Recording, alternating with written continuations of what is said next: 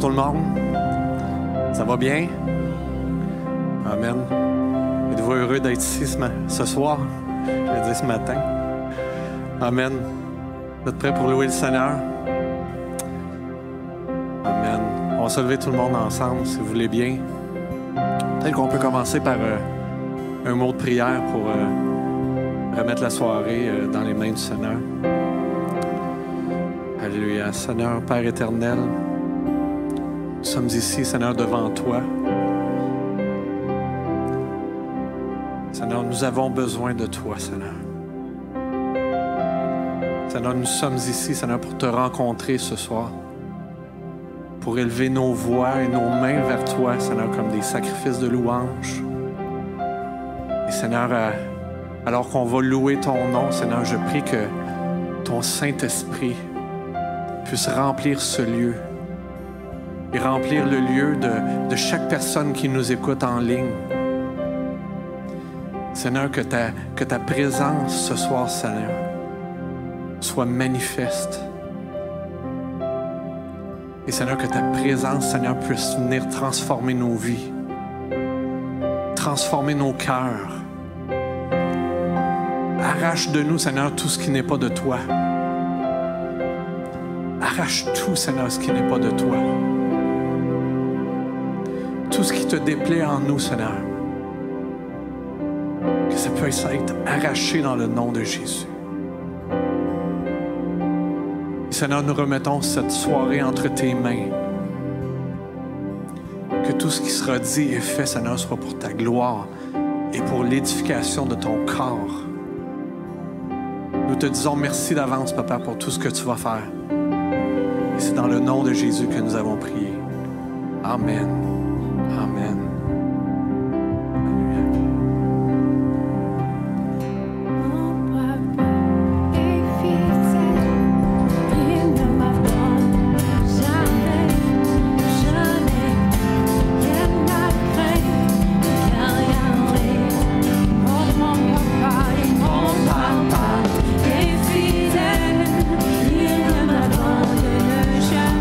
Jamais je n'ai vu rien.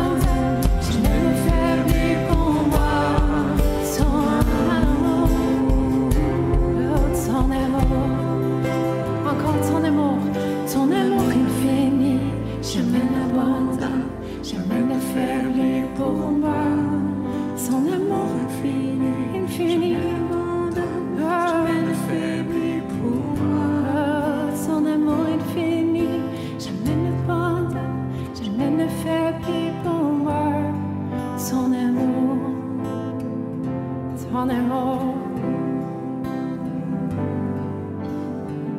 Merci Dieu pour ton amour. Merci pour ton amour. On reçoit ton amour. On reçoit ton amour. Ta grâce. Merci pour ta présence. On t'aime Jésus. Merci. La mort, la vie, rien ne peut me faire douter de la force de ton amour est si grand et ma dette, oh, c'est tout payé, non plus peut séparer de mon cœur de ton amour, oh, de ton amour, de ton amour, de ton amour. Aide-nous de jamais douter son amour pour nous dans chaque saison, n'importe ce qu'on va en vivre, de jamais, jamais, jamais douter ton amour pour nous. Merci pour ton amour. Merci pour ton amour. Merci pour ton amour. Merci Jésus. Tu es Yahweh. Tu es Yahweh. Tu es Yahweh. Tu es encore. Tu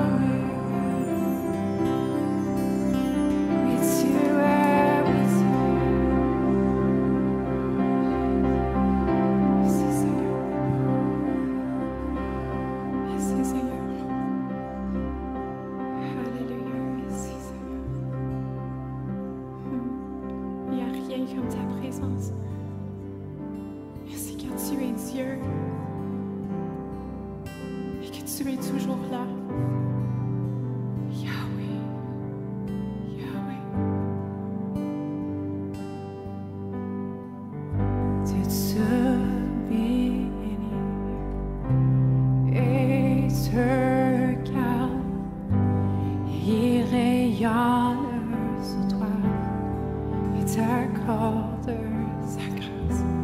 Ton Dieu seul tourne vers toi, te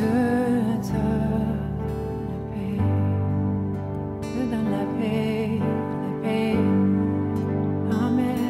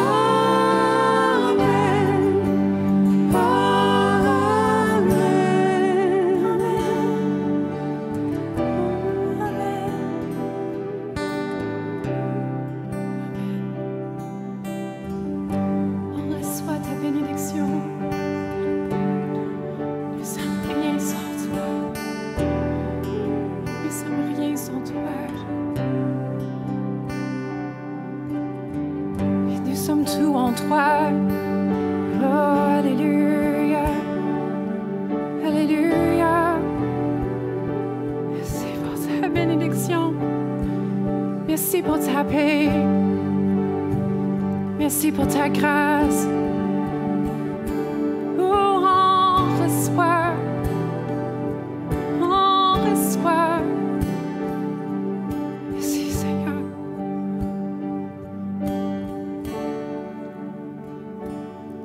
dès le matin jusqu'au coucher, à chaque pas, veillons sur toi, dans les larmes et sans la joie. Il est pour toi, il est pour toi, dès le matin jusqu'au coucher, à chaque pas, veillons sur toi, dans les larmes et dans la joie. Il est pour toi, il est pour toi. Il est pour toi, il est pour toi, il est pour toi, il est pour toi, il est pour toi, Il est pour toi. il est pour toi, il est pour toi, il est pour toi, il est pour toi, il est pour nous, il est toujours là, à nos côtés, dès le matin jusqu'au coucher, à chaque pas, veillant sur toi, dans les larmes et dans la joie. Il est pour toi, il est pour toi, dès le matin jusqu'au coucher, à chaque pas, veillant sur toi, dans les larmes, dans la joie. Il est pour toi, Il est pour toi. il est pour toi, il est pour toi, il est pour toi, il est pour toi, il est pour toi, il est pour toi, oh, il est pour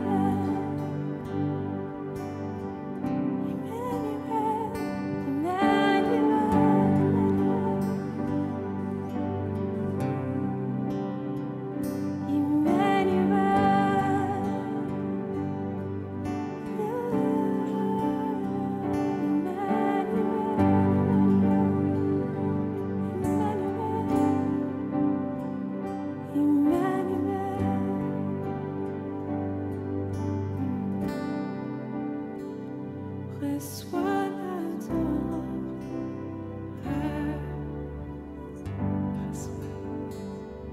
tu es la roi et de le voir, notre victoire. Digne es-tu, Seigneur, Emmanuel. Reçois, reçois l'adoration, tu es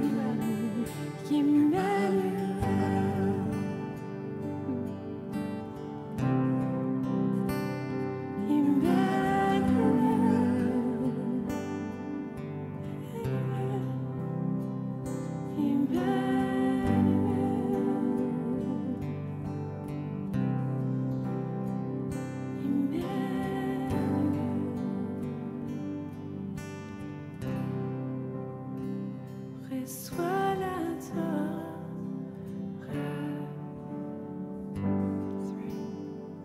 Tu es le roi de gloire, notre victoire. Signe tu, Seigneur, Emmanuel, reçois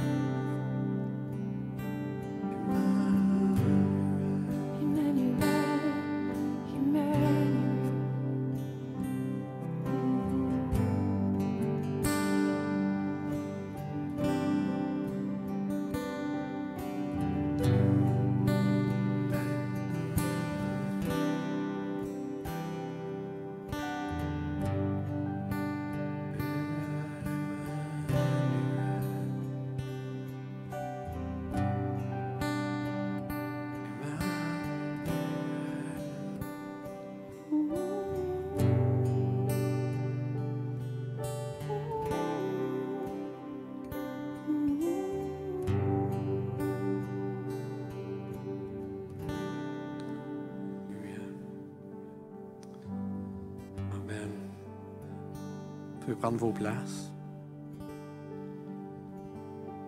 Pendant qu'on reste dans cette attitude d'adoration, on va prendre quelques instants juste pour prendre les dîmes et les offrandes.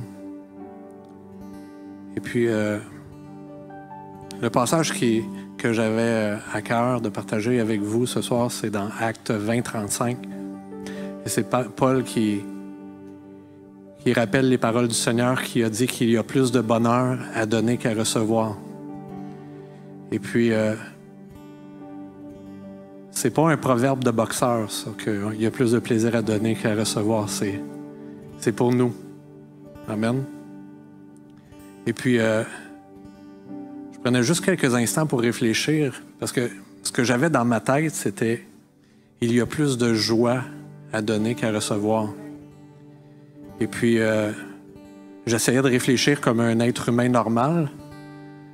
Et puis, je me disais, comment est-ce qu'il peut avoir plus de joie à donner qu'à recevoir? Quand on reçoit quelque chose, c'est le fun. Mais en fait, c'est... en regardant comme il faut le verset, ça dit « Bienheureux », c'est le mot « bienheureux ». Bienheureux êtes-vous encore plus à donner qu'à recevoir. Et là, ça prend tout son sens. Parce que quand on reçoit, c'est une joie, mais c'est une joie éphémère, c'est une joie qui ne dure pas. C'est une joie charnelle, c'est une émotion qu'on a.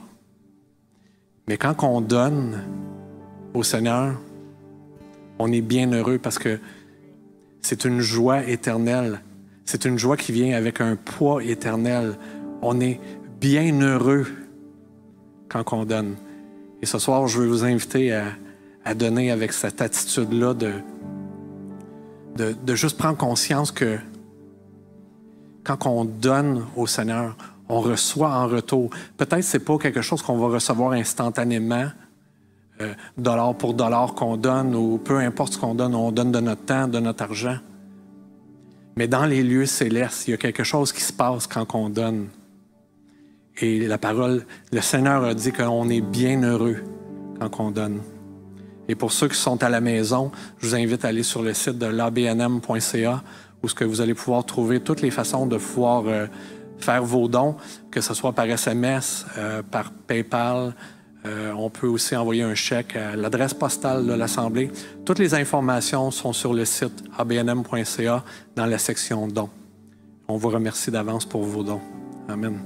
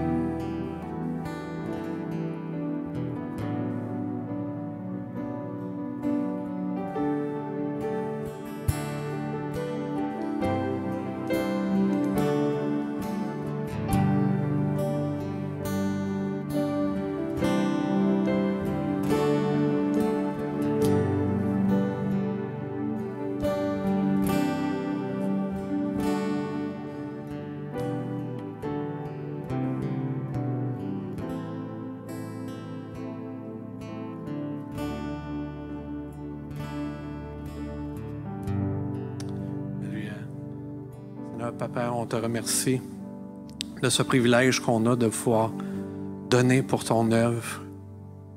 Seigneur, je prie que ta bénédiction, Seigneur, ta joie et le bonheur, Seigneur, que tu as promis dans ta parole puisse accompagner chaque personne qui a donné, Seigneur.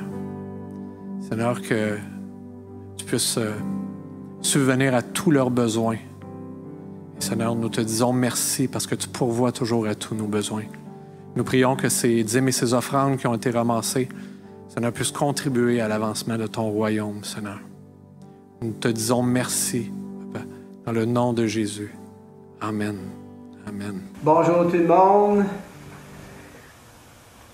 Je suis content de vous amener un message aujourd'hui. Un message que j'ai à cœur. Un message qui doit être adressé. Mais avant de commencer, j'aimerais prier. Père éternel, je prie dans le nom de Jésus-Christ. Je te remercie, tu prépares nos cœurs, tu prépares nos pensées, tu prépares la terre. Et je prie qu'on peut recevoir ta parole aujourd'hui. Je prie qu'on peut appliquer ta parole. Et je prie surtout qu'on peut partager ta parole dans le nom de Jésus-Christ. Merci Saint-Esprit. Bon ben, mon message aujourd'hui, c'est encouragez-vous les uns les autres. On voit ça dans 1 Thessaloniciens, chapitre 5, verset 11. C'est pourquoi encouragez-vous les uns les autres et édifiez-vous mutuellement comme vous le faites déjà. Il y a un fléau qui envahit le pays qui est même plus répandu que le COVID en ce moment. Ce n'est ni cancer, ni sida, ni même la grippe, même si apparemment il y en a moins cette année. Ce fléau, cependant, peut être tout aussi mortel que la maladie la plus redoutée, connue de l'homme. Ce fléau est appelé le découragement. Dans plusieurs articles en ce moment, on voit que il y a des milliers de Canadiens qui ont été hospitalisés ou des décès après d'être délibérément blessés l'an dernier. Les experts craignent que les chiffres ne grimpent en raison du stress causé par la pandémie. Il y a plusieurs recherches en ce moment publiées avec toutes sortes de chiffres d'anxiété, les gens qui sont à l'hôpital, ça a augmenté beaucoup à cause de la pandémie, les suicides, la dépression, le découragement. On voit ça aussi par la suralimentation, l'abus d'alcool, la drogue, même la dépendance au travail, etc. Plus de ça, il y a des millions d'autres qui cherchent quotidiennement à se diminuer par l'humiliation et d'autres formes de punition psychologique. Donc, aujourd'hui, on va sortir les choses cachées de la noirceur à la lumière aujourd'hui, les choses qu'on ne veut pas parler, les choses que il ne faut pas que tu parles de ça. Donc, c'est ça que j'ai à cœur qu'on parle aujourd'hui. Je veux parler du découragement. Le découragement, un sentiment qui frappe de nombreuses personnes à différents moments de leur vie. Le découragement n'est pas un péché, c'est même pas un signe que vous êtes dans un lieu de péché. Mais la façon dont nous gérons le découragement peut affecter notre vie et notre croissance spirituelle. Beaucoup de choses sont vraies au sujet du découragement. Au moins 3 choses, cependant, en font un problème si puissant. Une caractéristique qui fait du découragement un problème si redouté et qu'il est universel. En d'autres termes, le découragement frappe tout le monde. Aucun de nous n'est à l'abri du découragement. Tous ceux que vous avez connus ont été découragés un moment ou un autre. Brassez votre tête autant que vous le pouvez et vous ne pouvez pas penser à personne qui a évité le découragement. Jeune ou vieux, riche ou pauvre, instruit ou non, noir ou blanc, rouge ou jaune, favorisé ou défavorisé, non chrétien ou chrétien, tout le monde se décourage. Une deuxième caractéristique du découragement est qu'il est récurrent. Être découragé une fois ne vous donne pas une immunité contre la maladie. Vous pouvez être découragé encore et encore. En fait, vous pouvez même être découragé par le fait que vous êtes souvent découragé. Aucun anticorps ne peut être injecté pour vous donner une immunité. Le découragement va et vient et revient. Une troisième caractéristique du découragement est qu'il est très contagieux. Le découragement se propage même par contact occasionnel. Les gens peuvent se décourager parce que vous êtes découragé. Vous pouvez vous décourager parce que les autres sont découragés. Vous savez, j'avais un employé à un moment donné, c'est un gars qui était toujours de bonne humeur, positif, puis disons qu'il était même... je dirais, les gens, il y avait quelque chose avec lui, puis toujours en souriant, puis en tout cas, cette journée-là, j'ai parti, je l'ai laissé au travail tout seul pendant que j'étais parti faire quelque chose, et je reviens, il sourit plus, il est plus de bonne humeur, il est pas content. J'ai dit, wow, qu'est-ce qui est arrivé? Puis là, il me compte qu'il y a eu un client tellement difficile, puis etc., etc. Et j'ai dit à ce jeune homme-là, j'ai dit, regarde bien. Surtout qui était chrétien, j'ai dit, regarde, notre job, c'est d'infecter. Si tu ne peux pas infecter, reste au moins où tu es, reste stable dans la condition que tu étais. Donc, tu étais heureux, tu étais de bonne humeur. Mais vous voyez, lui, il s'est fait infecter. Vous voyez, là, il était découragé. Parce que c'est vraiment ça. Il y a quelqu'un qui est venu, puis cette personne était découragée, puis il s'est fait infecter. Donc, si on ne peut pas encourager, disons, puis moi, je regarde ça comme une infection, mais d'une bonne façon, restez au moins où ce que vous êtes, stable, puis si vous êtes de bonne humeur, restez bonne humeur. Mais c'est juste pour vous dire que c'est contagieux. Vous connaissez peut-être l'histoire de l'homme debout sur un pont. C'est une histoire, il est prêt à sauter vers sa mort. Un passant est arrivé, a arrêté sa voiture, a tenté de donner un sang à l'homme. OK? Donc, essaie d'y parler. Puis il demande à l'homme, pourquoi tu veux sauter? Pourquoi tu es prêt à sauter? Dans son découragement total, l'homme a répondu qu'il avait trop de choses qui n'allaient pas dans ce monde pour continuer à vivre. Le passant a essayé de raisonner l'homme en disant que les choses n'étaient pas aussi sombres qu'elles en avaient l'air. C'est pas si pire que ça. Pendant 10 ou 15 minutes, la conversation a continué. Et finalement, ils ont sauté tous les deux. Le découragement est contagieux. Qui était au sujet du découragement? Est-il possible pour les chrétiens de devenir si bas et abattus qu'ils sentent qu'ils ne peuvent pas continuer, qu'ils sont sur le point d'abandonner? Pensez-y un instant. Je parle maintenant de croyants engagés qui ont marché avec Dieu et qui ont vu victoire après victoire dans leur vie. Est-il possible de tels chrétiens d'être si pressés, troublés et d'être dans un tel désespoir et un tel découragement qu'ils deviennent convaincus qu'ils ne réussiront pas? Je vous questionne ce matin.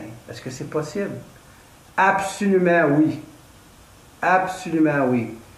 Regardons quelques exemples bibliques de croyants, de saints qui ont souffert du découragement. Et on va tourner à Job 1, chapitre 1, verset 1. Donc, la parole nous dit, Job, un homme intègre et droit. Il y avait au pays d'où un homme appelé Job. C'était un homme intègre et droit, un homme qui craignait Dieu et qui évitait de faire le mal. Donc, les Écritures disent que Job était un homme droit qui craignait Dieu et fuyait le mal. Job avait une relation profonde avec Dieu. Mais ensuite, Job a affronté la crise de sa vie. Il avait perdu toute sa famille, tous ses biens, tout. Et son corps était couvert de furoncles de la tête aux pieds. Il était venu dans un endroit où il ne pouvait plus supporter de souffrance.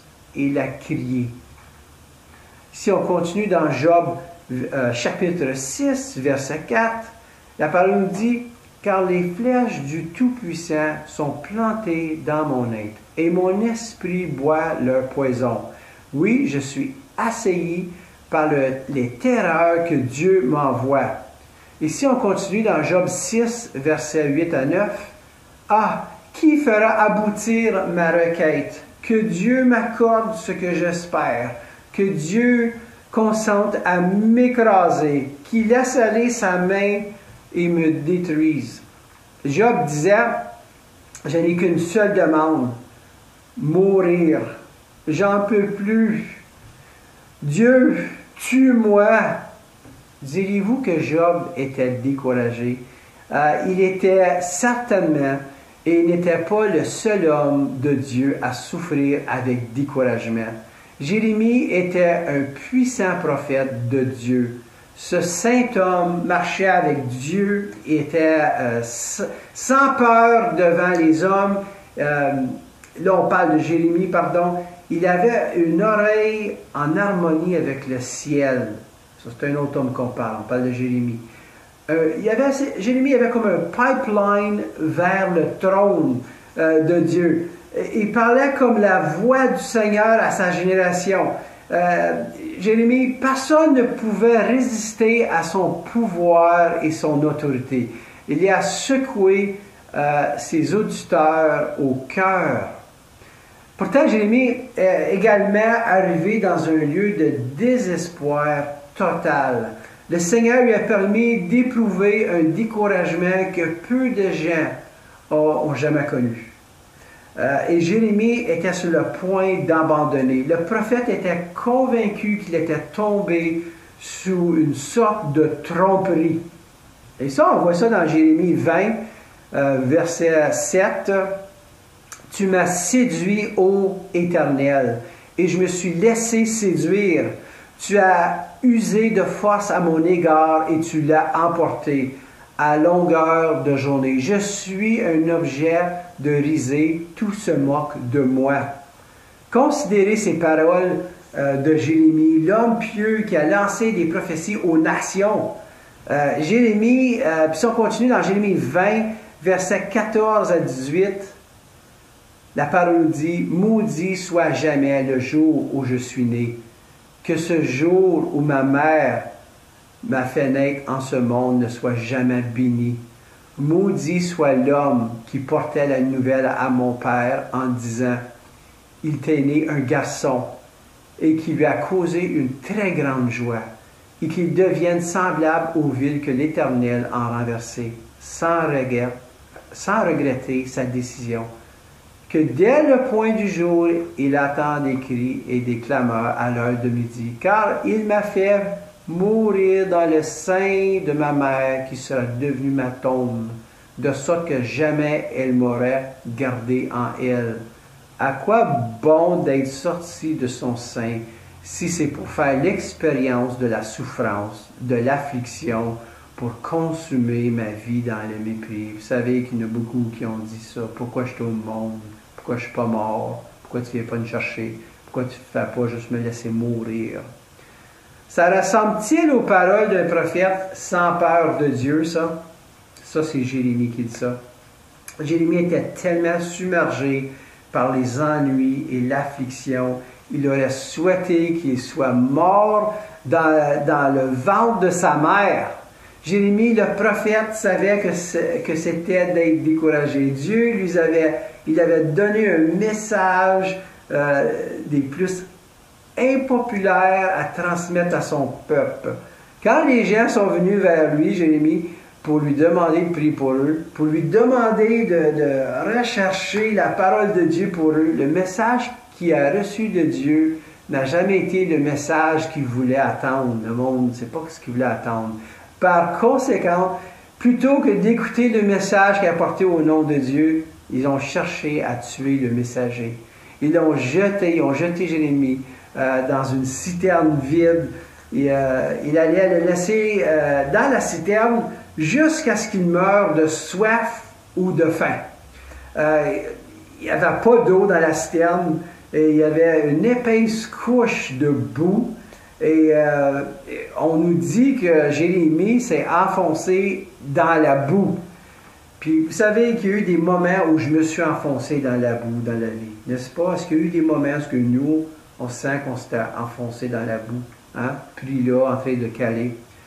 Un autre grand homme de Dieu qui a souffert du découragement était Élie.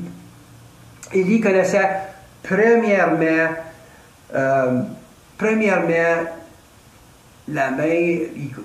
comment que le fonctionnement surnaturel de Dieu, il avait ramené à la vie un enfant mort. Et maintenant, il s'est tenu devant Akab et a prié que les cieux soient fermés. Il a dit à Akab que j'ai été à genoux devant un Dieu saint. Et je vous le dis, il ne pleuvra plus jusqu'à ce temps que je le dise. Parler de puissance, de pouvoir. Élie a d'abord fermé les cieux, puis les a réouverts. Pensez à ça. Quand il a prié plus tard, la pluie est tombée, une fois de plus sur la terre. Mais c'est pas tout. Élie a alors dépassé le char d'Akab. Il avait alors 80 ans, dans le temps à peu près. Il a versé 12 tonneaux d'eau sur l'autel et a appelé le feu du ciel pour le consommer. Quel spectacle cela a dû être! Moi, je fais juste imaginer, appeler les pompiers, on va arroser du bois, puis arroser, puis let's go, puis arroser. Puis tout d'un coup, le feu du ciel vient, puis ça prend feu, puis ça brûle. C'est une folie, c'est fou. Imaginez, c'est incroyable. Imaginez de voir ça. Le plus grand désir d'Élie était de voir le réveil en Israël. Pendant des années, il avait été attristé par la méchanceté du peuple de Dieu. Et maintenant, il croyait que ses prières étaient exaucées. Il pensait assister au début d'une grande réforme en Israël. Mais Jézabel est rapidement intervenue et a écrasé la renaissance. Jézabel, elle est rapidement intervenue et elle a écrasé la renaissance. Quel découragement, pensez. De plus, elle a menacé de tuer Élie. Soudain, cet homme, autrefois intrépide, courait pour sauver. Il est en train de courir pour sauver sa vie. Il s'est retrouvé dans un endroit isolé dans le désert. Il s'est assis sur un genévrier. Il était assis, où il y avait des branches, puis toute affaire cachée, puis tout ça. Tout d'un coup, pensez à ça. Un gars, toutes les choses que je parle, la puissance, puis là, il est parti se cacher parce que Jézabel le menaçait, puis il y avait des choses. Là. On voit ça, on va continuer dans 1 Roi, chapitre 19, verset 4. Puis, on va regarder ça de quoi que je parle. Puis, les références. Puis, il s'enfonça dans le désert. Après avoir marché toute une journée, il s'assit à l'ombre d'un genêt isolé et demandait la mort. Sans être trop, dit-il, maintenant, Éternel, prends-moi la vie, car je ne vaux pas mieux que mes ancêtres. Imaginez, ça veut dire qu'il est au bout. Il est allé de vivre. Viens chercher ma vie. C'est juste trop dur. Il est découragé. On est d'accord qu'il est découragé. Ça vous semble-t-il familier? Élie avait littéralement donné sa vie pour le réveil, hein? À la fois dans la prière et dans l'action. Et maintenant, il croyait qu'il était un échec total. Il devint déprimé en criant « C'est assez maintenant, Seigneur, prends ma vie, car je ne suis pas meilleur que mes pères, j'en peux plus. » Avez-vous déjà abandonné pendant un certain temps comme Élie l'a fait? Avez-vous déjà abandonné pour un certain temps comme Élie l'a fait? Moi, oui. J'ai eu des temps durs, j'ai eu des temps difficiles parce que je l'ai abandonné. Vous êtes-vous déjà caché, si blessé, si abattu, vous ne vouliez voir ou parler à personne? Peut-être dans un trou où personne ne vous trouverait, un petit coin, une place, une caverne, hein, les gars, man cave, une caverne de silence, loin des personnes et des responsabilités. L'un des plus grands obstacles auxquels que nous sommes confrontés dans la vie est le découragement. Une fois que nous sommes découragés, il est difficile de continuer. Il est difficile de trouver la volonté de continuer. Lorsque Jésus était arrêté et mis à mort, ses disciples ont été découragés. Son disciple le plus vocal, l'apôtre Pierre, l'a renié. Pensez à ça. L'a abandonné et a couru pour sauver sa vie. On va regarder comment l'apôtre Pierre a géré son découragement et comment il a pu surmonter. Mais d'abord, on va considérons la cause du découragement. C'est quoi la cause du découragement? Le découragement est causé par des attentes non satisfaites. Nous sommes découragés lorsque nous répondons pas à nos attentes ou lorsque la vie ne répond pas à nos attentes, lorsque les autres ne répondent pas à nos attentes, lorsque Dieu ne répond pas à nos attentes.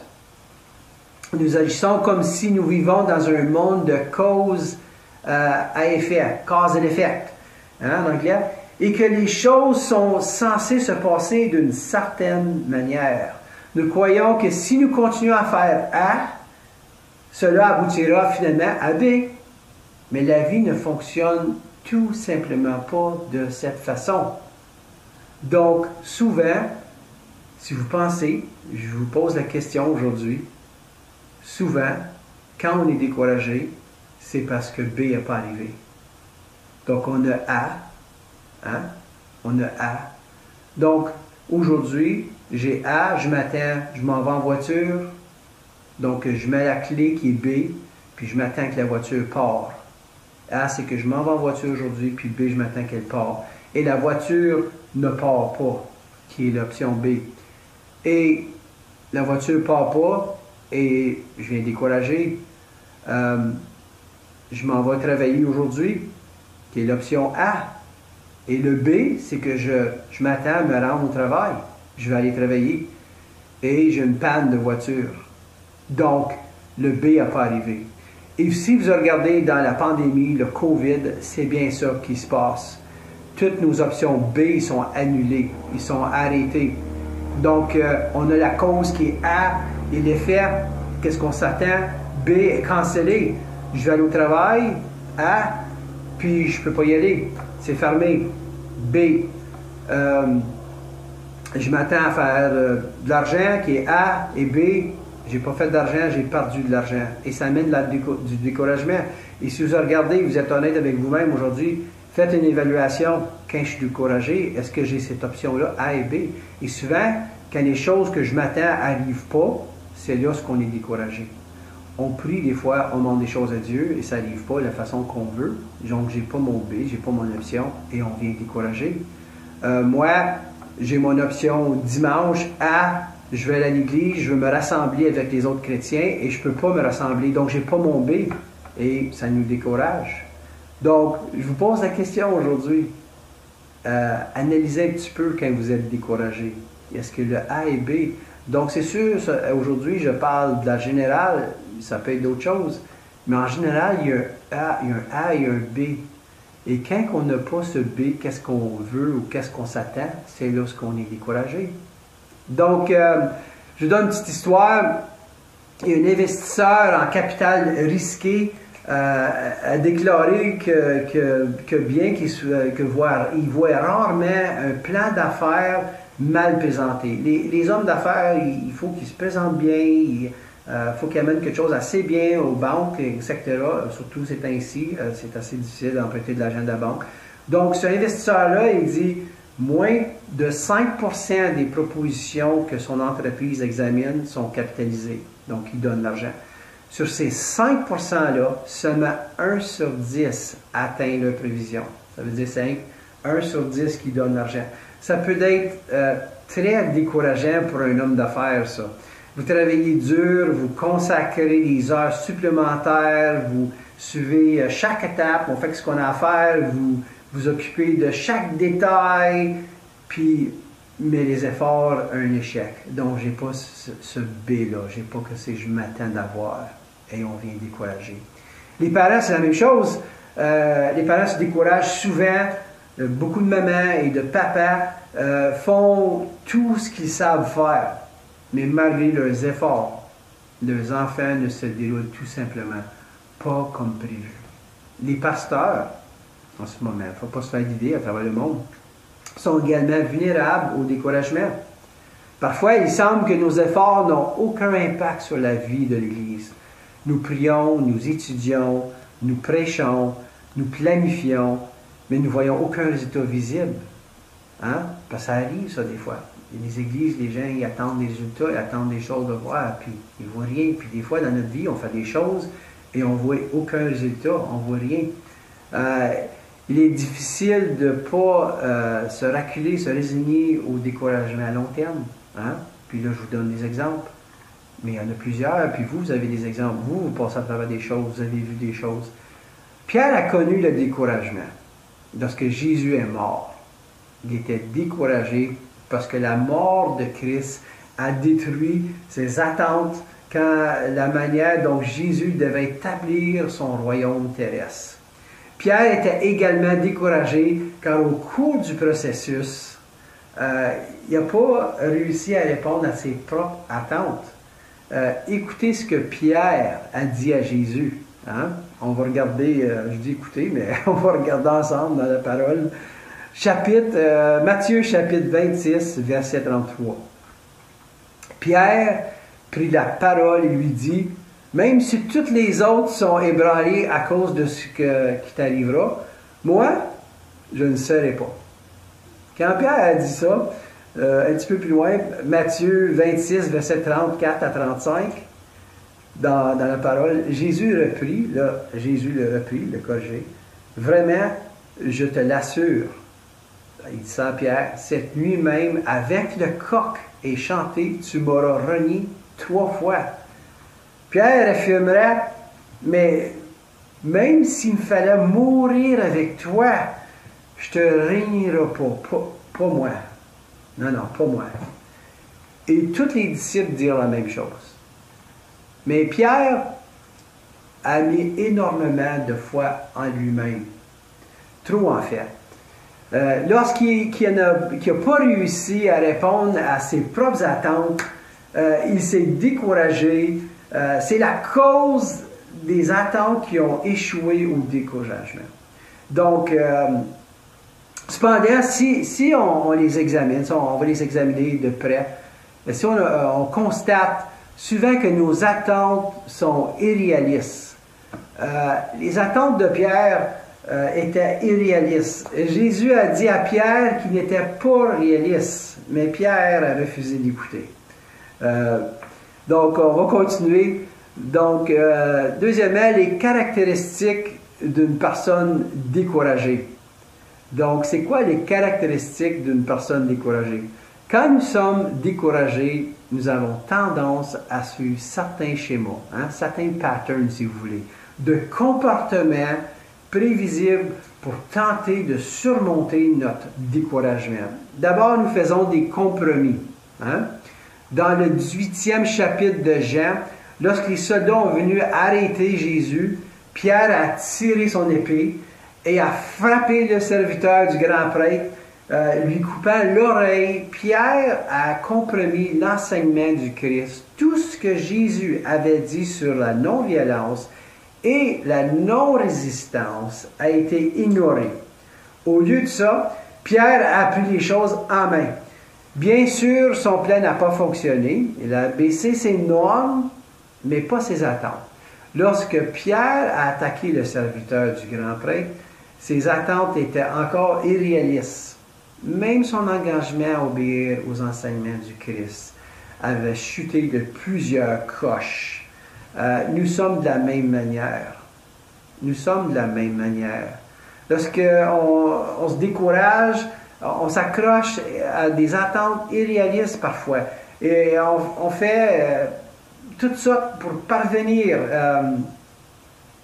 Puis même on descend à nos normes, puis pour le faire, on va tout faire pour s'y rendre. Puis nous quittons puis on descend notre coche comme Pierre, on n'est pas exempté. Même le découragement, même au désespoir, parce qu'on vient décourager. Donc, c'est ce que Pierre a vécu après avoir renié connaître Jésus. La Bible le dit. Puis ça, on voit ça dans Luc, chapitre 22, verset 62. Et la parole nous dit, il se glissa dehors et se mit à pleurer amèrement. Donc, on voit que Pierre, il a des regrets, puis on voit qu'il y a quelque chose qui se passe là. Et il avait failli, il était découragé, on est d'accord? Oui. Et on continue dans Jean 20, verset 19. Jésus apparaît à ses disciples. Ce même dimanche, dans la soirée, les disciples étaient dans une maison, donc ils avaient verrouillé les portes parce qu'ils avaient peur des Juifs. C'est ça pourquoi ils sont fermés dans ce temps-là. Ils sont fermés, Jésus est mort. Jésus vint, il se trouvait là au milieu d'eux et il leur dit « Que la paix soit avec toi ». Quand une personne est au plus profond du désespoir, elle reste chez elle, elle barre la porte, comme qu'ils ont fait, et ne s'implique plus. Les autres, ils sont reculés. Puis, ils se replient dans une coquille d'appointement, de self-pity sur elle-même, tant que les disciples se cachaient derrière des portes fermées, verrouillées. Il était incapable d'achever la tâche que Jésus leur avait confiée.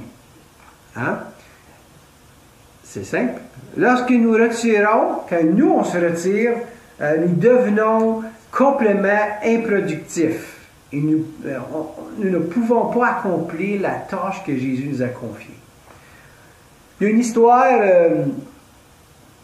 il y a deux pasteurs, à un moment donné, ils sont allés en visite. L'une des maisons, ils ont été visiter une maison. Ils sont allés, puis la maison était complètement sombre, il n'y avait pas de lumière. Puis l'un des pasteurs a dit, on dirait qu'il n'y a personne à la maison. Puis l'autre pasteur a dit, il y a quelqu'un ici? Non, je pense qu'il y a quelqu'un ici. Puis il a sonné la porte. Ding dong. Après plusieurs minutes, Joanne, la femme, elle s'appelait Joanne, elle venait à la porte et les a invités à l'intérieur. Ils sont entrés dans une pièce encombrée, où la seule lumière passait par une fissure dans les rideaux, petite lumière. Puis Joanne a dit, désolé, il fait si sombre ici, je ne peux pas me résoudre à allumer la lumière. Le mari de Joanne était parti plusieurs semaines auparavant et depuis le jour où il avait franchi la porte, il s'était assis dans la maison sombre en pleurant. C'était assis, une place sombre, puis toute la maison, imaginez, toute la maison, les lumières étaient fermées. Il y avait une petite lumière, une place, puis c'était juste pour dire, depuis que son mari était parti. À cause de la déception, elle s'était complètement retirée du monde. Est-ce que ça vous parle, ça, aujourd'hui? Est-ce que vous avez déjà fait ça? Est-ce que ça vous est déjà arrivé? Donc, on s'échappe, on s'enferme quelque des choses qui arrivent comme ça, comme une petite coquille des fois. Puis, vous savez, le terme en 12 étapes, pour ça, c'est un médicament. Self-medicate. Vous avez déjà entendu ça en anglais? On a tendance à faire ça. On cherche quelque chose pour soulager la douleur du découragement et du désespoir. Pour Pierre, il n'est pas différent. C'était pas la bouteille, c'était pas d'autre chose. Pour Pierre, c'était la pêche. Il est juste retourné à son travail. Une chose est sûre, il n'est pas resté pour souffrir de la mort de Jésus. Un homme d'affaires, une histoire, il y a un homme, puis c'est une vraie histoire, c'est un monsieur qui a passé, un homme d'affaires, prospère, était interviewé sur Good Morning America, une émission anglaise. On lui demandait, quel est le secret de votre succès? L'homme a dit, un mauvais mariage. Et je ne supporterai pas d'être à la maison. Je ne pouvais plus supporter d'être à la maison. Alors je suis resté au bureau jusqu'à temps que je tombe sur le succès. Il a dit en riant, mais il a donné l'impression qu'il ne plaisantait qu'à moitié. Donc, vous savez, tellement découragé cet homme-là, seulement n'avait pas un bon mariage, puis comment il s'en sauvait, comment il faisait pour se retirer, il s'est retiré, puis des heures au travail, puis vous savez, il y en a bien de ça. On pense que le découragement, c'est juste que la bouteille, la drogue, tout ça, mais c'est plus qu'une manière. Puis il y en a beaucoup comme ceux-là, ils se tiennent au travail parce qu'ils ne veulent pas être à la maison, parce qu'ils sont découragés, ils n'ont pas un bon mariage, je ne veux pas d'être là. Puis ils s'enterrent de travail, puis il fait juste se dire, ben j'ai besoin de travailler, il faut que je supporte ma famille, j'ai besoin de travailler toutes ces heures-là. Non, pas toutes ces heures-là.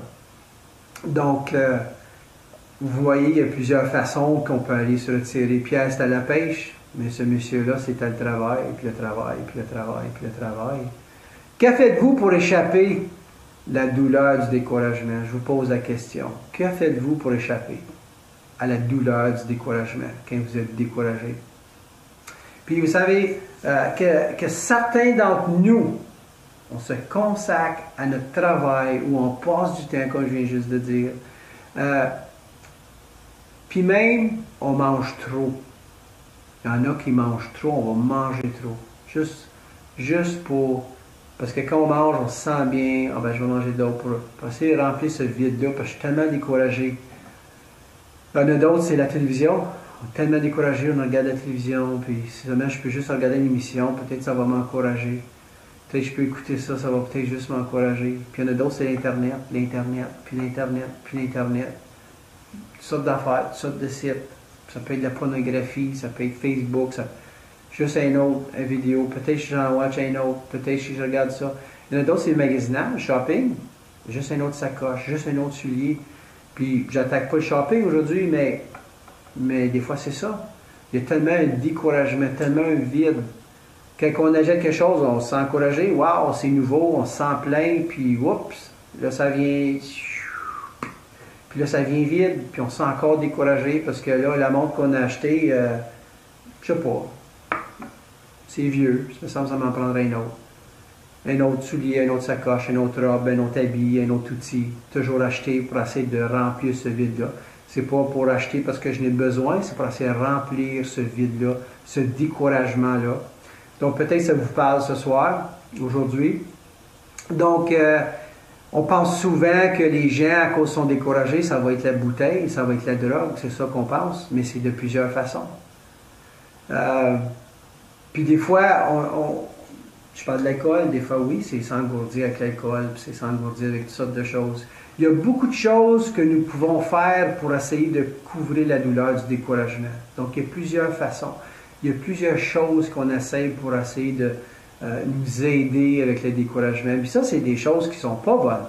Donc, c'est sûr qu'il y a des choses qui sont bonnes, qui nous aident à encourager. Ça peut être l'exercice, ça peut aller prendre une marche.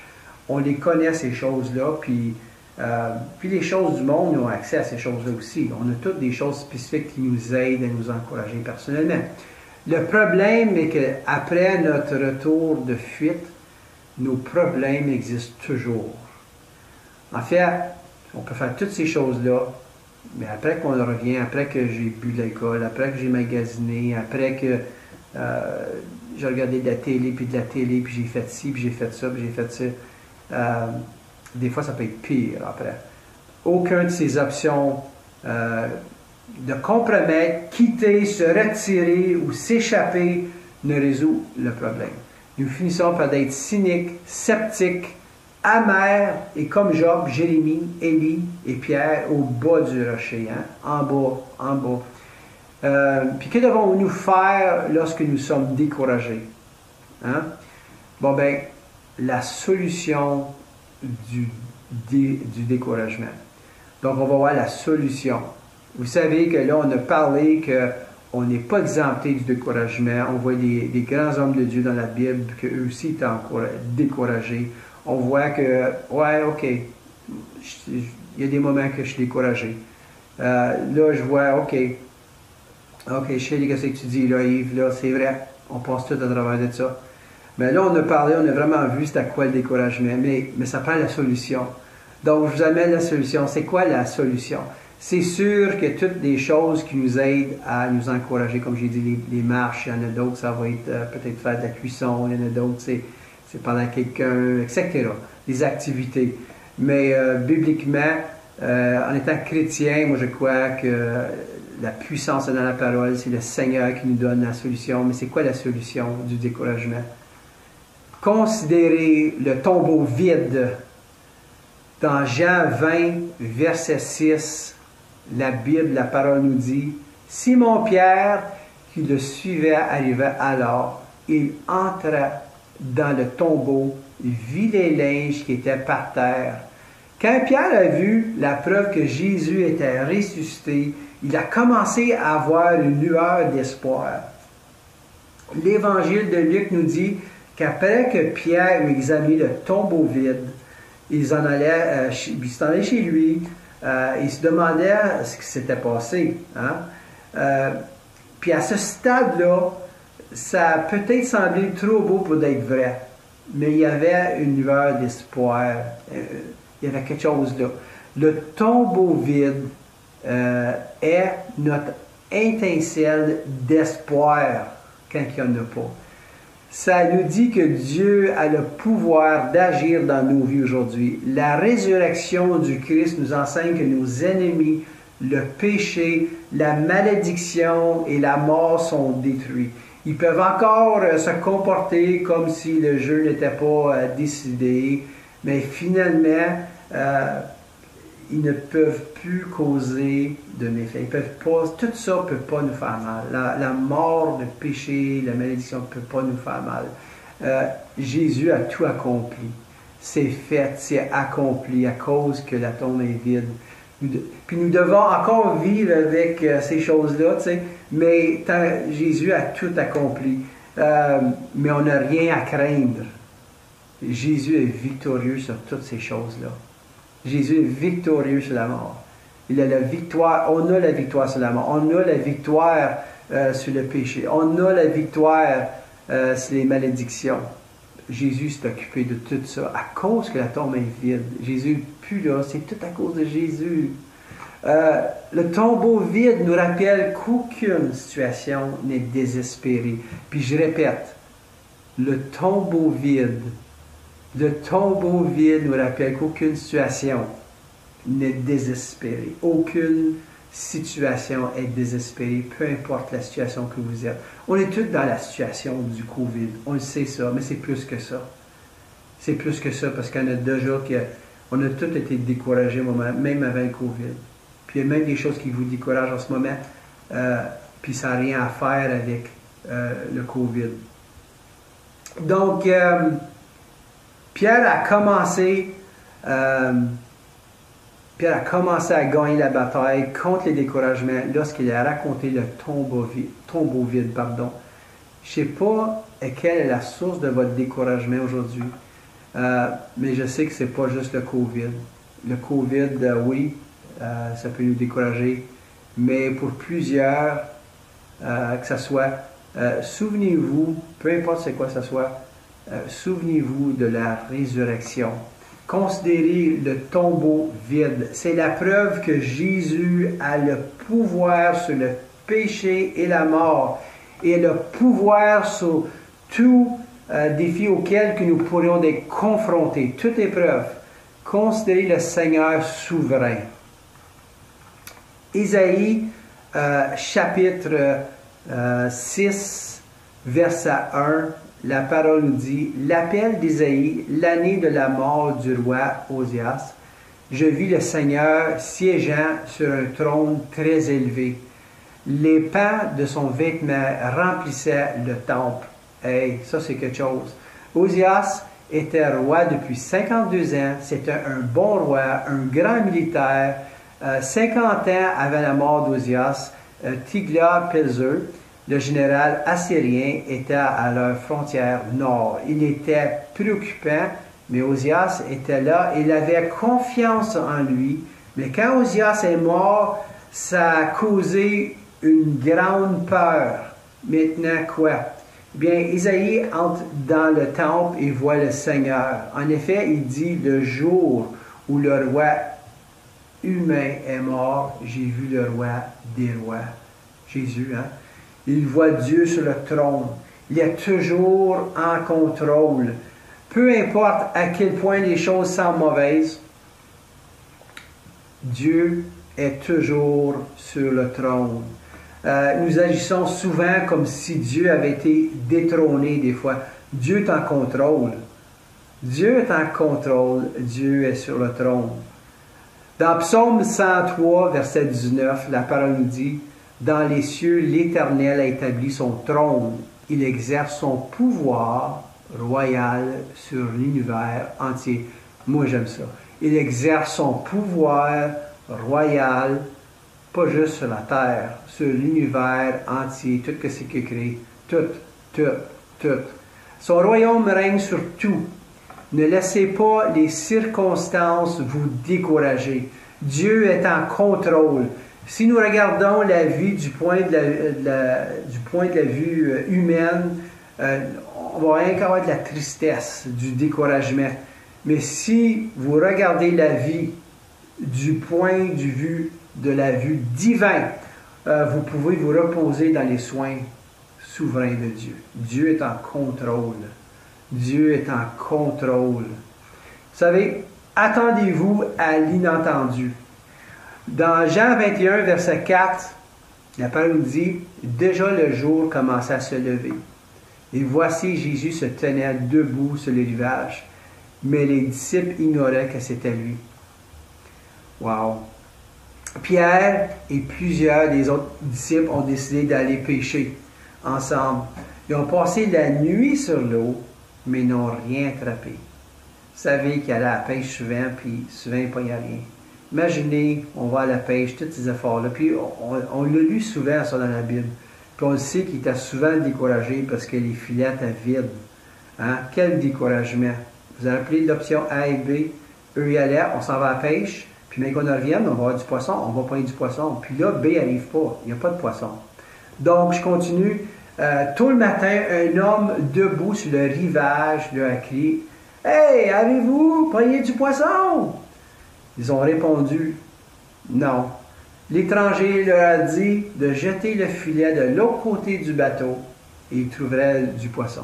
Quand ils l'ont fait, ils n'ont pas pu tirer le filet à cause du grand nombre de poissons. Pouvez-vous imaginer l'encouragement, ces filets-là pleins? Wow, j'aurais été excité, moi. Pouvez-vous imaginer? Puis dans nos vies, les filets étaient vides, les comptes de banque étaient vides. Puis il y a des choses dans votre vie où il y avait un manque et tout d'un coup, les filets étaient pleins. Vous avez eu des circonstances, des moments, moi j'en ai eu en tout cas, des surprises où on s'attendait à des choses, A et B, B n'a pas arrivé. Puis tout d'un coup, il y a un dépôt qui a été fait dans la banque, il y a quelque chose qui est arrivé, il y a eu du plus, il y a quelqu'un qui vous a aidé, dépanné, et les filets comme eux sont pleins. Et nous, ça nous arrive où ce que les filets étaient pleins. Jean dit à Pierre, c'est le Seigneur, je continue l'histoire, c'est le Seigneur, ils l'ont reconnu. C'était tout ce que Pierre avait besoin d'attendre. Il a sauté du bateau et a nagé jusqu'à la rive. Il était tellement excité, tellement encouragé. Pierre était parti en mer cette nuit-là pour pêcher, puis il ne s'attendait pas de voir Jésus. Pierre commençait à apprendre un principe important, de s'attendre à l'inattendu. Puis nous, il faut s'attendre à l'inattendu, surtout avec cette pandémie-là. Vous ne savez jamais quand Jésus va surprendre, il va nous surprendre par sa puissance.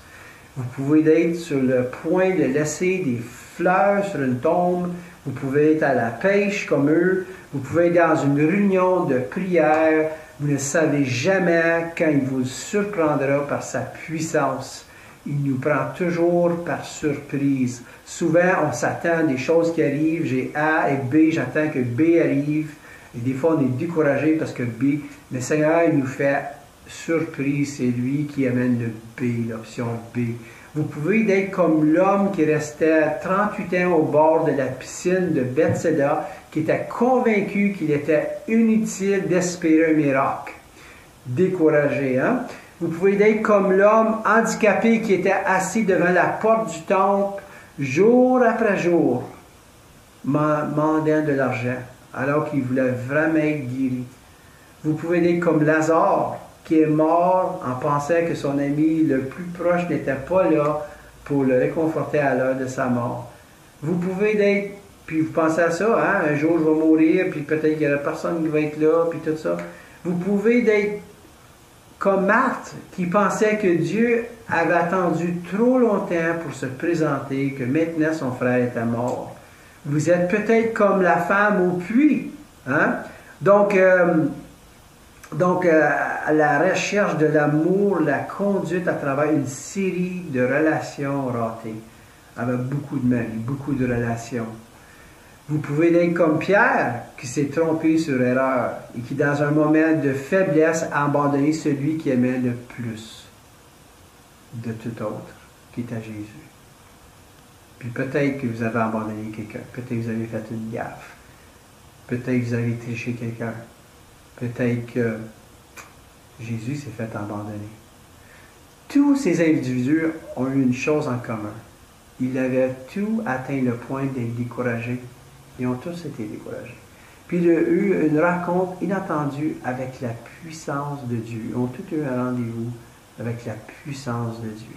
Ceux qui étaient malades ont été guéris. Mais ces gens-là ont tous quelque chose en commun. Ils étaient tous découragés. Vous voyez comment Jésus guérit, comment le Seigneur guérit. Croyants, si vous êtes découragés, ne pensez pas que vous vivez une bataille étrange et unique. Au contraire, vous êtes en bonne compagnie, vous n'êtes pas seul. Rappelez-vous que Job, Jérémie, Élie et Pierre, ce que vous vivez est commun croyant à travers les siècles. Rappelez-vous la vérité sur « on cache rien aujourd'hui ». Donc, moi, je cache rien aujourd'hui. On pense parce qu'on est chrétien, on pense qu'on suit le Seigneur, on pense qu'il faut encourager, on pense qu'on n'aura pas de découragement. Puis des fois, on a du découragement, puis on pense, mais qu'est-ce que j'ai à faire à avoir ce découragement, moi, tu sais? Donc, on voit des grands hommes d'hommes, de la parole, les femmes aussi, dans la Bible, puis ils ont passé à travers des grandes choses, puis ils ont été découragés eux aussi. Donc, faites-vous pas d'idée. 1 Corinthiens, chapitre 10, verset 13, la parole nous dit « Les tentations qui vous ont assaillis sont communes à tous les hommes. D'ailleurs, Dieu est fidèle. Il ne permettra pas que vous soyez tentés au-delà de vos forces au moment de la tentation. Il préparera le moyen d'en sortir pour que vous puissiez y résister. » Ça veut dire, Seigneur pourvoit à la lettre B. Hein? Regardez qu'est-ce qu'il dit. Il préparera le moyen d'en sortir pour que vous puissiez plus qu'on ne peut pas prendre. Donc, il pourvoit, il prend soin, il sait qu'est-ce qu'on peut prendre, il sait que c'est incroyable. Donc, Seigneur, il sait qu'est-ce qu'il fait. Dieu vous aidera à traverser l'épreuve du découragement. Faites-lui confiance. Le grand missionnaire, il y a une histoire que je vais vous conter, c'est un grand missionnaire en Chine, puis peut-être qu'il y en a qui connaissent, il y en a qui ne connaissent pas. Puis le grand missionnaire en Chine, Hudson Taylor, a connu ces jours où les nuages étaient sombres du découragement. Pendant au-dessus de lui, accablé de maigres finances, hein, les finances n'étaient pas bonnes, du chagrin personnel, il a enterré sa femme et quelques enfants en Chine, mais il a persisté contre une forte résistance aussi. Il disait souvent, peu importe quelle est vraiment la pression, il est important, il importe seulement où il était sur la pression, ce qu'il la situe, la pression. Veillez à ce que cela ne s'impose jamais entre vous, le Seigneur, c'est ça qu'il nous dit. Il nous dit que faites sûr, peu importe la pression que vous avez, faites sûr que ce n'est pas entre vous et le Seigneur. Prenez-vous pas au Seigneur, blâmez pas le Seigneur. Puis des fois, on a tendance à faire ça. Alors, plus la pression est forte, plus elle vous pousse, elle devrait nous pousser à sa poitrine, plus proche du Seigneur, pas s'éloigner. Donc, c'est ça qu'il dit, lui. Laissez les découragements de la vie vous rapprocher de Dieu. Pas vous éloigner de lui. Puis des fois, c'est ça qui arrive. On vient choquer contre Dieu parce que B a parlé. On a des épreuves, on a du découragement et puis certains s'éloignent de Dieu, blâment Dieu, sont choqués contre Dieu. Donc, plus que ça presse, plus que c'est difficile, si on est découragé, on devrait se rapprocher de lui. Amen. Certains d'entre vous ici aujourd'hui peuvent être submergés par le découragement. Peut-être que vous passez à travers des choses assez difficiles en ce moment, à part du COVID. Puis le COVID, comme je dis, c'est difficile pour tout le monde, mais ça l'aide pas. Hein? C'est difficile. C'est peut-être votre travail, hein, à cause du COVID, votre santé, votre famille, votre mariage ou votre situation financière. Ça peut être n'importe quoi. N'importe quoi. Peut-être que vous vous demandez pourquoi devrais-je continuer. Il y en a ici peut-être qui se disent pourquoi je devrais continuer. Je pense de m'enlever la vie. Ça fait une couple de fois que j'y pense. Je me dis pourquoi continuer. Je ne vois pas de point. Peut-être que vous êtes désespéré, peut-être que vous n'êtes pas à ce point-là. Peut-être que vous êtes rempli d'anxiété, plein de dépression, c'est ainsi. Puis vous dites à quoi ça sert. Pourquoi est-ce que je n'arrête pas? Pourquoi j'arrête pas? Pourquoi j'arrête pas faire du mystère? Pourquoi que j'arrête pas d'aider? Pourquoi? Je pense que je vais lâcher ceux que j'aide. Je vais lâcher ici. Je pense de lâcher. Il y en a qui pensent de lâcher. Je peux te donner une raison. Je peux te donner une raison de ne pas lâcher. Parce que le tombeau est vide. Jésus est vivant aujourd'hui. Il est assis sur le trône de l'univers. Ça signifie que nous pouvons nous attendre à l'inattendu. Attendez-vous à l'inattendu. Attendez à des choses impossibles, c'est ça pourquoi. La tombe est vide, c'est ça pourquoi. La tombe est vide. Vous ne savez jamais quand Jésus va vous surprendre par sa puissance. Peut-être que nous ne pouvons pas contrôler le A et le B, hein, cause et effet. Peut-être que nous ne pouvons pas obtenir les résultats que nous voulons, toujours, hein? Mais nous pouvons être fidèles. S'il y a bien quelque chose qu'on peut, c'est d'être fidèles. Nous pouvons continuer. Les choses ne seront pas toujours comme ils sont aujourd'hui. Et parce que le tombeau est vide, que Jésus règne, nous avons le droit de nous attendre à l'inattendu. Attendez-vous à l'inattendu. Souvent, le découragement, c'est quand on n'a pas les résultats qu'on veut ou on s'attend. Pensez à ça. On s'attend qu'après la lettre, puis je veux vous rappeler de ça, après la lettre B, on s'attend, après la lettre A, on s'attend à la lettre B. Et je m'attends que si je sème mon jardin, je m'attends à la récolte. Et quand la récolte ne vient pas, c'est là que je viens décourager. Et je vous pose la question encore une fois, quand je suis découragé, c'est-tu parce que je n'ai pas eu mon B? Et souvent, la réponse est oui. J'ai eu des attentes, ça n'a pas arrivé. Qu'est-ce que je voulais, ça n'a pas arrivé et je suis découragé. Donc, portez attention à ça aujourd'hui. Donc, mais dans tout ça, on est en train de faire confiance au Seigneur. que c'est lui qui pourvoit la destination. C'est lui qui pourvoit l'option B. Le but, si vous voulez. La victoire. C'est lui qui pourvoit. N'est-ce pas lui qui a fourni la brebis à Abraham? Abraham avait l'option A. Puis là, il regardait son fils qui était l'option B. Puis, boy, moi, je voudrais pas ça comme option. Puis, je me dis, wow. Puis si vous regardez, Abraham obéit. Puis moi, je me mets dans ses bottines.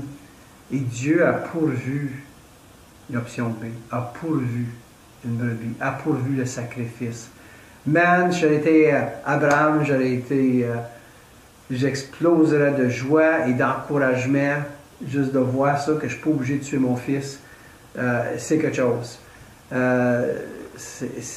Quel encouragement qu'Abraham aurait dû avoir, pardon.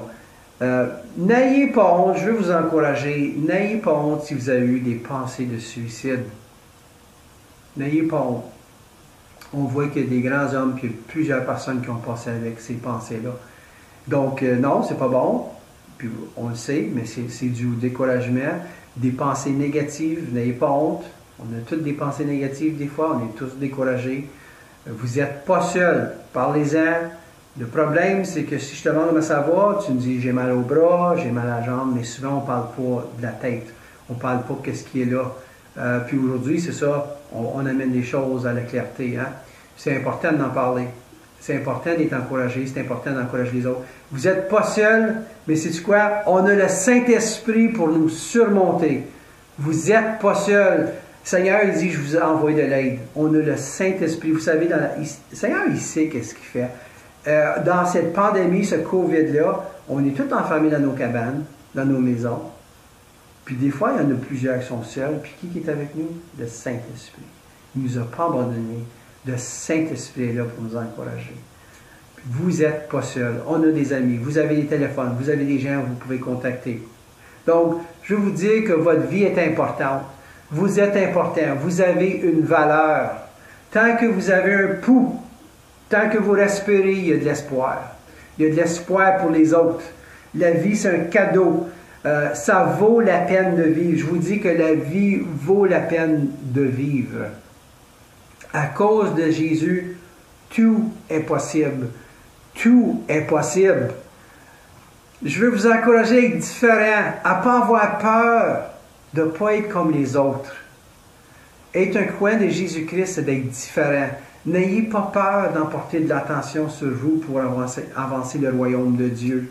C'est ainsi, si tu penses différent, tu amènes beaucoup d'attention sur toi-même. N'ayez pas peur. N'ayez pas honte de Jésus. N'ayez pas honte de ce qui vous êtes. Je vous encourage à continuer de sourire. C'est tellement important de sourire, de continuer à sourire, de continuer à persévérer, à continuer à aimer les autres, à continuer à être fidèle à notre Seigneur Jésus-Christ. Je veux vous encourager d'enlever la poussière sur vos dons que Dieu vous a donnés, de les sortir de la boîte parce que quelqu'un vous a découragé. Il y en a beaucoup qui sont découragés. Il y en a entre vous, vous êtes découragés. Il y en a qui vous ont découragé, ils vous ont attaqué. On est toujours attaqué dans nos dons et dans notre ministère. C'est toujours là que vous allez être attaqué le plus parce que l'ennemi veut qu'on lâche. Donc, puis il y en a, je sais que j'en ai ici en ligne, vous avez des personnes qui encouragent. Puis il y en a peut-être parmi vous, vous avez arrêté d'encourager les autres. Peut-être qu'il y a des personnes qui vous ont dit, ben toi, tu es toujours souriant. Toi, tu es toujours en train de rire. Toi, tu n'es jamais mauvaise humeur. J'en ai assez de ça. Tu es toujours de bonne humeur. Je veux dire. Puis il y en a peut-être qui ont arrêté d'exhorter, d'encourager. Peut-être que vous avez été attaqué directement dans les dons, dans ce que Dieu a déposé dans votre cœur. Puis je parle de ça, mais c'est d'autres choses aussi pour certains. Soyez encouragés et encouragez les autres. Si votre verre est vide aujourd'hui, laissez le Seigneur le remplir. S'il est vide, des fois on se sent vide, bien le Seigneur peut juste le remplir. Donc s'il est vide, c'est pas une méchante chose. Moi, des fois, ça arrive que je me sens vide. Puis je laisse le Seigneur le remplir. Puis si votre verre déborde, il y a des journées qu'on déborde, bien videz-en dans les verres des autres, parce qu'il y a des journées qu'on ne peut s'adonner. Donc, il faut encourager, puis si on a beaucoup d'encouragement, il faut encourager, il faut s'exhorter. Attendez-vous à l'inentendu. Attendez-vous à l'inentendu. Il faut s'attendre à l'inentendu. Que le Seigneur va pourvoir au B. On a A, puis c'est un pourvoi. Hein? Donc, si on s'attend que le Seigneur va pourvoir, on laisse aller, puis on lui donne. Si votre verre déborde aujourd'hui, débordez dans la vie des autres. Je proclame la vie sur vous aujourd'hui. Vivez au nom de Jésus-Christ. Et je répète mon verset au commencement, 1 Thessaloniciens, chapitre 5, verset 11. C'est pourquoi encouragez-vous les uns les autres, édifiez-vous mutuellement, comme vous le faites déjà. Donc, je vous encourage aujourd'hui d'être encouragé, de partager et d'encourager les autres. Continuez d'être encouragé. Ce soir, aujourd'hui, on a parlé beaucoup, c'est quoi qui nous décourage? Là, on le sait. On le sait que des grands hommes, des saints, des hommes de Dieu, on voit des gens à travers la Bible qu'eux aussi ont été encouragés. Puis je me dis, waouh, je ne suis pas le seul. Donc, vous n'êtes pas le seul. On n'est pas le seul. Il ne faut pas se faire d'idées. On passe tout à travers des choses. Puis des fois, on prend des moments d'encouragement. C'est sûr, en étant chrétien, on s'accroche à Jésus. C'est lui qui nous encourage. C'est le Saint-Esprit qui nous encourage. C'est vraiment lui qui nous encourage. Mais il ne veut pas, il y a des journées qu'on est découragé. Mais c'est toujours lui qui nous élève les uns les autres. Et ce chapitre, ce verset-là nous dit qu'il faut s'encourager les uns les autres. On peut faire une différence. Donc, j'ai parlé d'infection au commencement. Il faut infecter les gens avec l'encouragement. Partager. Si la personne est découragée et je parle d'encouragement, bien, sais-tu quoi? Je l'ai infecté avec de l'encouragement. Donc, l'encouragement est pas mal plus puissant que le découragement. Est-ce qu'on est d'accord? Donc, vous savez qu'il y a quelque chose de spirituel avec l'encouragement. Avez-vous déjà, ou sûrement ça vous est déjà arrivé, ou est-ce que vous avez une journée que vous sentez vide, peut-être pas trop encouragé, et quelqu'un vient vous voir, puis vous n'êtes pas encouragé, vous dites, ben, qu'est-ce que je vais dire, moi, qui va l'encourager, je ne suis pas plus encouragé que lui aujourd'hui. Mais il dit quelque chose pour l'encourager, et tout d'un coup, il a encouragé, puis à cause qu'il a encouragé, tu deviens encouragé. Je suis encouragé. Donc, il y a quelque chose de spirituel, là, quand on encourage quelqu'un, ça nous encourage aussi. Donc, je vous encourage à encourager les autres. Faites les choses qui vous encouragent. Lisez votre parole, passez du temps avec le Seigneur et encouragez les uns les autres. Je vais finir par une petite prière. Père éternel, je te remercie. C'était un petit peu long ce soir, mais vraiment, tu nous montres que oui, le découragement est là. Oui, on passe à travers des choses difficiles. Mais tu es là, c'est toi qui pourvois. C'est toi qui pourvois à nos besoins. Seigneur, tu nous montres aussi que la tombe est vide, tu es vivant. Il faut s'attendre à l'inentendu, Seigneur. Et Seigneur, je te remercie pour ta grâce, ta bonté. Et Seigneur, merci pour ton encouragement ce soir. Et merci, Seigneur, que quel cadeau que tu me donnes d'encouragement, mais quel cadeau que je peux partager, que je peux donner cet encouragement avec les autres. Seigneur, on croit que tu pourvois la prochaine étape. Tu es notre encouragement. Tout est possible parce que tu es vivant. Tout est possible. Le tombeau est vide, nous rappelle qu'aucune situation n'est désespérée. Et je finis par un verset, Jérémie, chapitre 29, verset 11. « Car moi, je connais les projets que j'ai conçus en votre faveur, déclare l'Éternel. Ce sont des projets de paix et non de malheur, afin de vous assurer un avenir plein d'espérance. » Donc, je vous remercie pour votre patience, un petit peu plus long que d'habitude aujourd'hui, mais je vous demande de prier ce soir, pas juste écouter, prier au Seigneur et laisser agir dans votre vie, puis qu'est-ce qu'il veut faire, qu'est-ce qu'il veut appliquer, qu'est-ce qu'il veut changer. Et merci pour d'être là ce soir, merci pour d'être encouragés, parce que je sais que vous allez être encouragés. Merci ceux qui encouragent les autres. Merci ceux qui exhortent. Continuez. Et si vous êtes découragés ce soir, j'espère que ça vous a encouragé.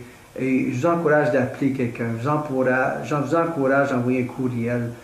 Peut-être que vous avez hésité, peut-être que vous avez enfermé comme une petite coquille certains, puis toutes ces choses-là. Mais osez, vous êtes important.